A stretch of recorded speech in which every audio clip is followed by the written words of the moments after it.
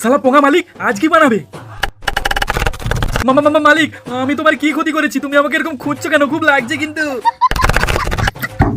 আরে মালিক, তোমার নিজের লেগ পিসে এরকম খুঁজো না, তখন তুমি বুঝতে পারবে। এই সাদা হাগার মতো জিনিসটা আমার উপরে দিলে কেন মালিক? কি বিচ্ছিরি গন্ধ।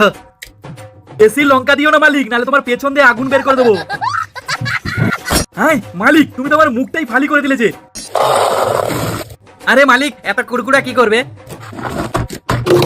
মালিক আস্তে আস্তে ঠুকো, আমার হাড়গোড় গুলো সব ভেঙে গেল যে। আমাকে তো পুরো চোরার মতো গুঁড়ো গুঁড়ো করে দিলে মালিক। আরে মালিক, আমাকেও খাবে? যদি আমার মুরগি মা জানতে পারে না, তো তোমাকে মেরে তোমার পেছন দিক দিয়ে ডিম বের করে দেবে।